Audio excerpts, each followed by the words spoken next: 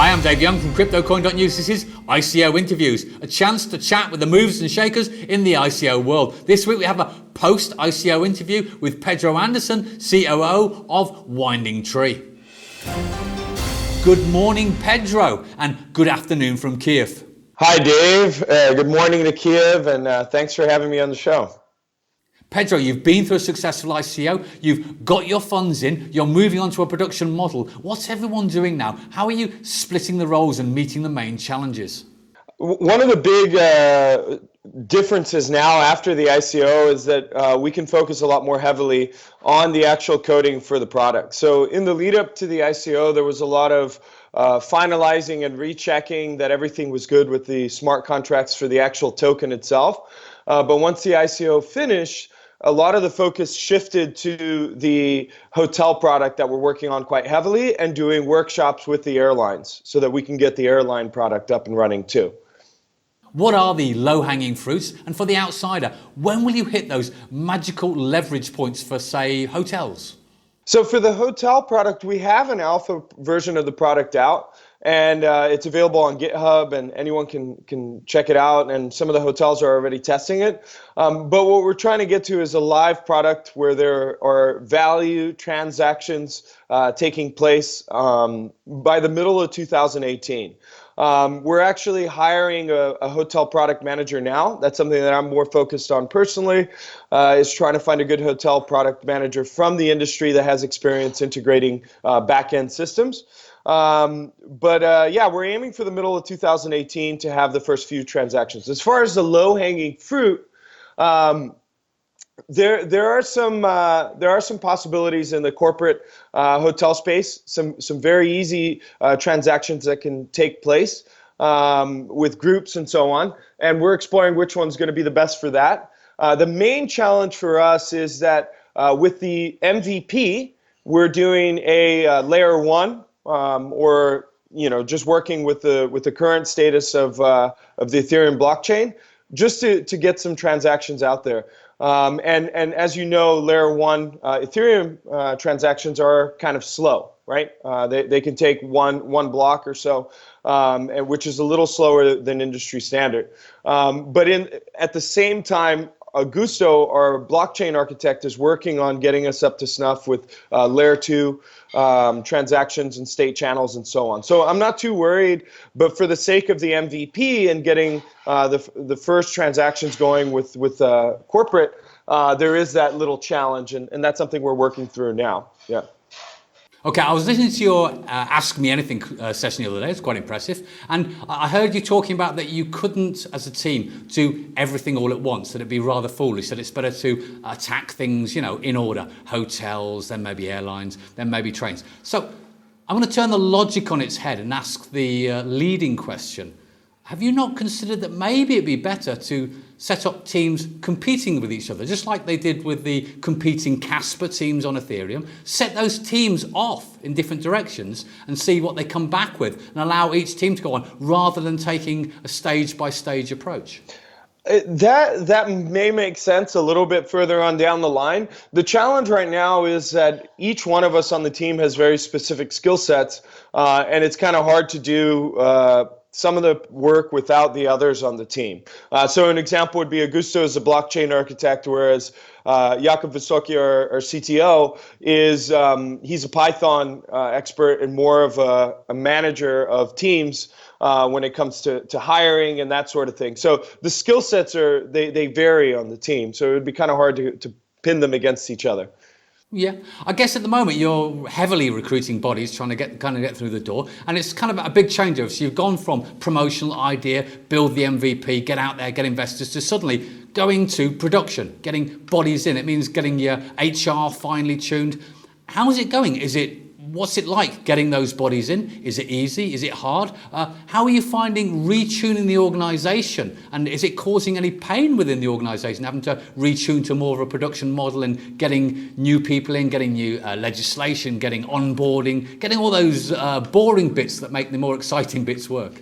So surprisingly enough, finding developers for the travel industry has been one of those hiring processes that we were a little more that we less expectant of. So with blockchain developers, you always expect to have a hard time finding good talent because there's so few of them and so many opportunities. But believe it or not, somebody who understands back-end travel systems is actually, I would argue, even harder to find than some of the blockchain developers. And that's a little bit of work there. It's trying to find those back-end developers for the travel industry, or having to train them in-house. So we're kind of going through that process right now. But the advantage that we have is that we're a distributed team. So we have some developers in Argentina, we have some in Prague, we have some in San Francisco. So we're able to grab talent wherever it's at. And that's made things a lot easier, but of course it presses the challenge of the distributed co-working at the same time, right? Oh yeah, and I see that you're making big efforts and you're trying to get your developer community. I saw you talking about actually working with in-house developers within some of the companies, talking out to people, getting all your APIs up, and just trying to build that community. Well, what's the game plan? What do you see as the most essential factors to getting that community going, getting a community spirit? When are you going to be doing, let's say, your first meetups? What's your strategy to get out there, to get that real organic growth and get those people that could benefit them? How are you going to get them on board and grow them? So we have a meetup coming. We have been doing meetups in San Francisco, and we have one coming up at the beginning of April, where we have travel tech people coming together, and we do it together with the brand Travel Tech Con, which my co-founder helped to co-found before. But one of the key pieces of our strategy with building that community is focus on the supplier. And what I mean by that is if we get an airline on board, these airlines, they have developing resources, they have the experience. And we just finished a workshop with one of our airline partners. It was 3 days. Going over in depth, and they're putting their developers to work on the project as well. So for us, the key focus is getting those suppliers in, because they're going to be the real game changers, because they have the experience and know what the product needs to look like, and they can contribute code as well. And then once you have that, it's easy to get the community of open source developers participating, which we've had some contributions from the open source community as well. And well, for argument's sake, do you feel that you're communicating enough with all your stakeholders, with your token holders? Because, I mean, for a start, have you televised, have you videoed your meetups? Not really. We've done we've done blog posts where we've included photos and everything and highlighted what we were doing. I believe we've shared slides and so on, but we haven't really live streamed the sessions. Well, actually, we did. We did do some. The Q&A at the end of some of the meetups we have live streamed, yeah. But that's something we definitely want to improve is the communication. I think we've been doing about once a month, and we're talking about doing it a little more regularly so folks can see what we're doing. But right now, our focus has been on the product, on the hiring, and not as much on the promo around it, right? So we've been keeping kind of low key and almost intentionally. Because we want to launch a product and then go back to evangelizing and promoting a lot more.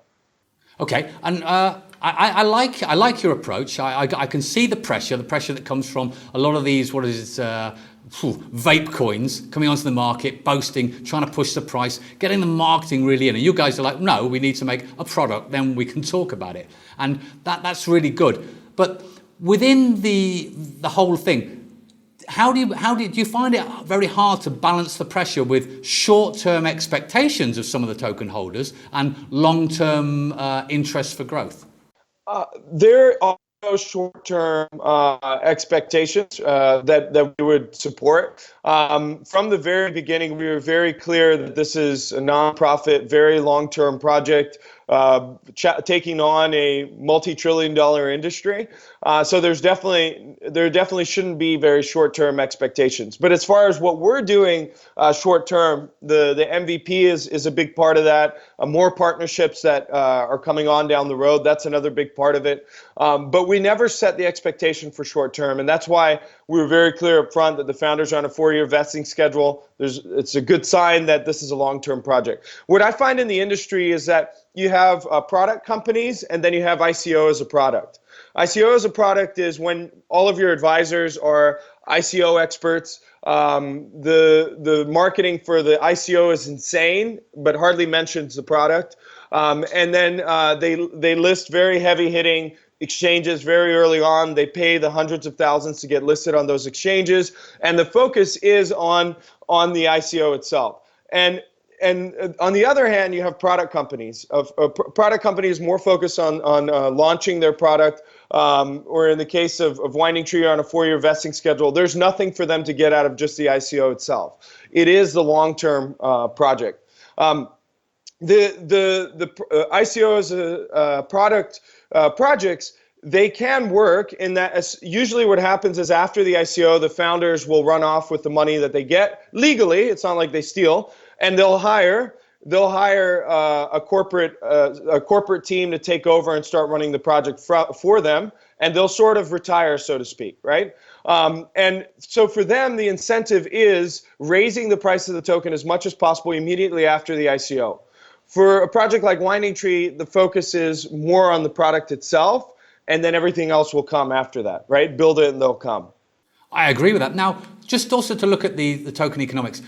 Obviously, a lot of the ICOs, in fact, most of them launched in January and February, are technically, if you look at them on the dollar value, within the red. They hit the exchanges, and they're trading, some of them all the way down to 30% of the value. And it's kind of, if you look at the Ethereum prices, they're not doing so bad. So you can kind of see what's happened there. But they do see drops. So this must be quite distressing for a lot of new entrants into the market that have put their money in there. But you used quite an unusual token model. Now, you had good reasons for going for that. We talked about it in the past. But do you not feel that maybe your token model actually bled the interest in the tokens out by having unlimited and left nothing left that kind of caused this crash within the price?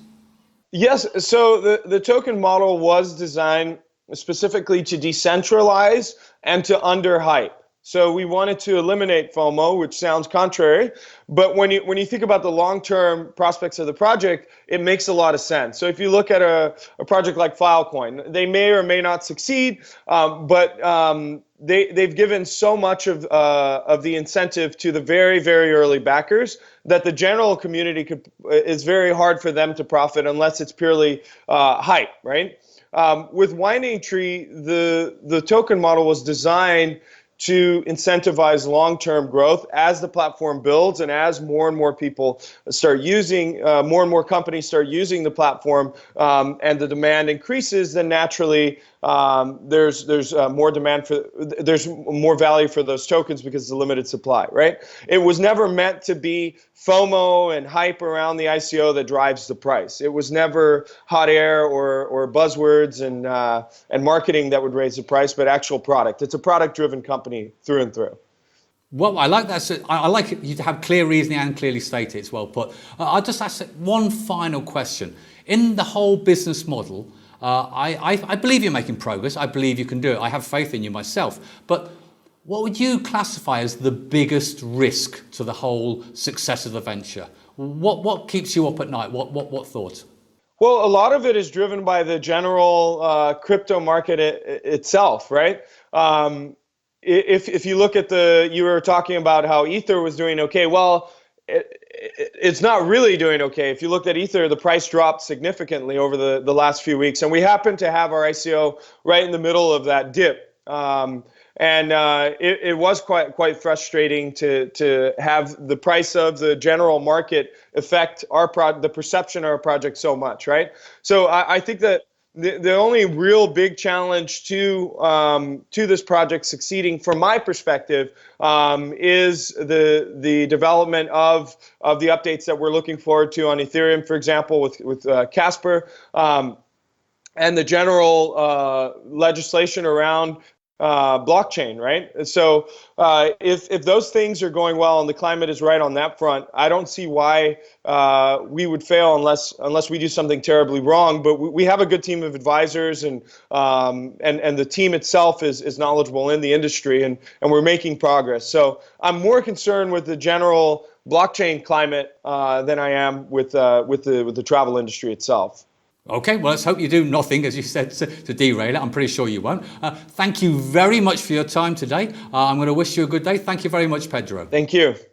I'm Dave Young from CryptoCoin.News. This was ICO Interviews. Stay subscribed for more news and more interviews on this channel. Stay current, stay valid, stay tuned. Till next time.